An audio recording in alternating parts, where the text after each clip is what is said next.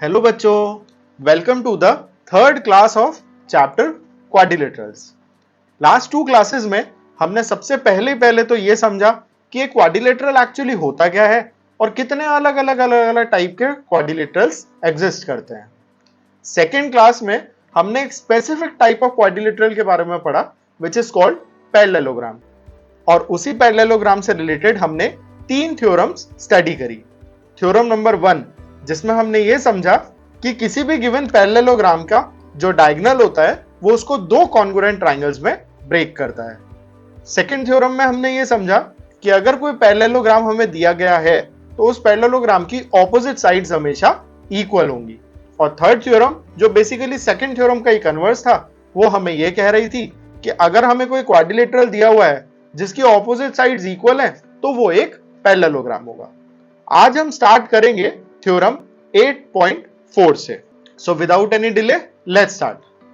तो सबसे पहले थ्योरम 8.4। थ्योरम 8.4 हमें कहती है कि अगर हमें कोई पैरेललोग्राम दिया गया है तो उस पैरेललोग्राम के साइड्स तो ऑब्वियसली इक्वल होते ही होते हैं, लेकिन उस पैरेललोग्राम के ऑपोजिट जो एंगल्स होंगे वो भी हमेशा इक्वल होंगे। So opposite angles of a parallelogram are equal. So this is your theorem 8.4। और इस थ्योरम को हम प्रूफ कैसे कर सकते हैं, आइए वो भी देखते हैं। तो लेट्स सपोज सबसे पहले मैं एक पैरेललोग्राम ड्रॉ करता हूं। Let's say this is your parallelogram ABCD। तो बेसिकली ये थ्योरम हमें ये कह रही है कि एंगल A जो होगा इस केस में वो एंगल C के इक्वल होगा और एंगल B जो होगा वो एंगल D के इक्वल होगा।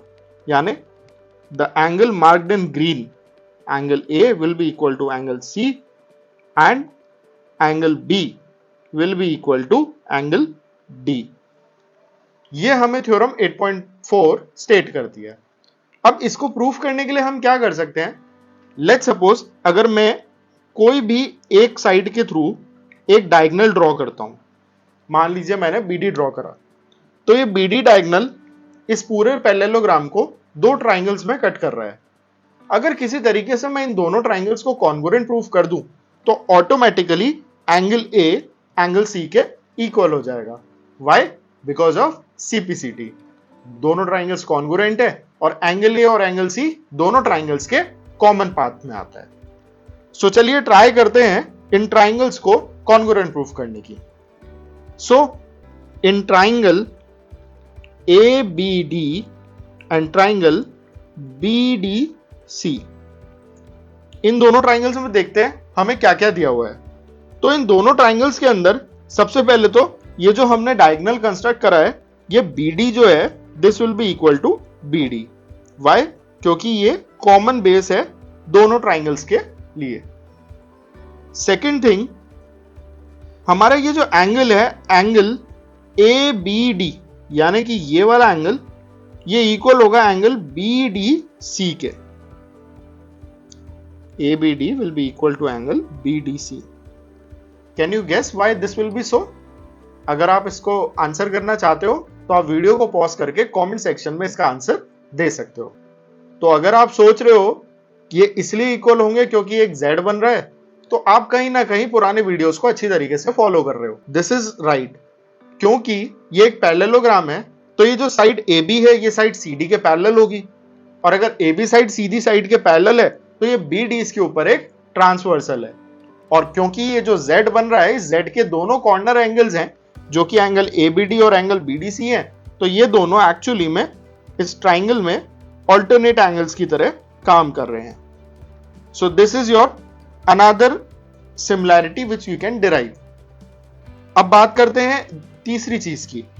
अगर हम ध्यान से देखें तो ये वाला जो एंगल है यानी कि angle ADB this will also be equal to angle DBC।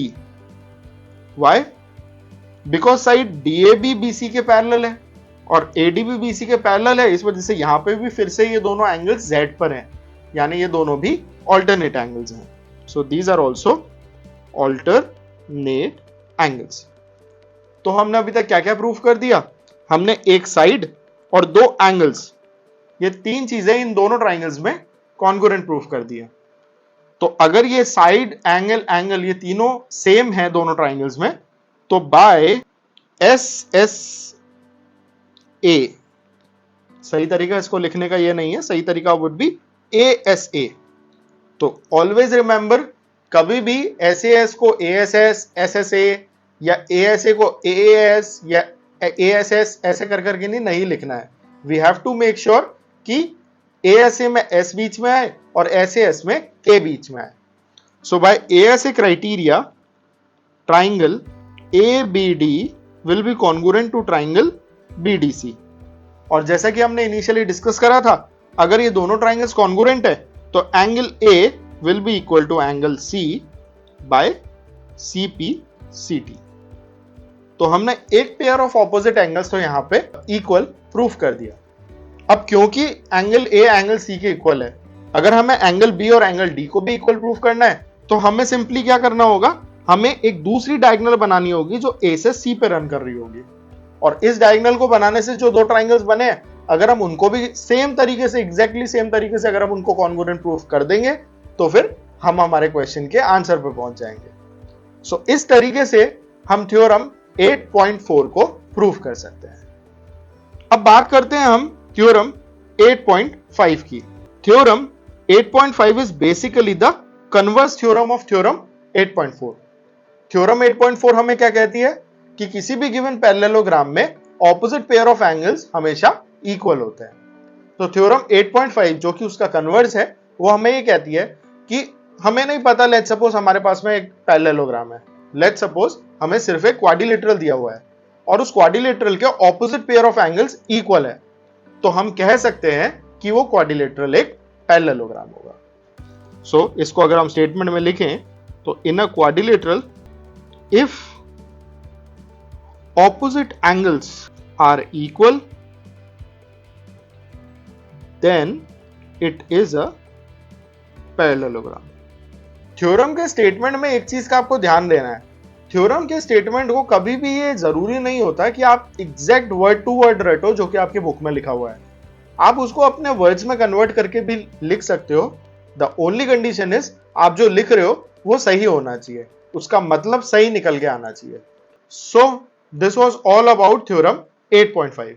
ये वीडियो ज्यादा बड़ा ना हो जाए, इसलिए इस वीडियो को हम यहीं पे एंड करते हैं ताकि आपको भी टाइम मिल पाए कि आप थ्योरम 8.4 और 8.5 को अच्छी तरीके से ग्रैस्प कर सको।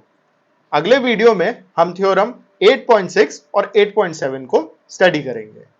अगर आपको कोई भी डाउट होता है, you can post it in the comment section and we'll answer it out.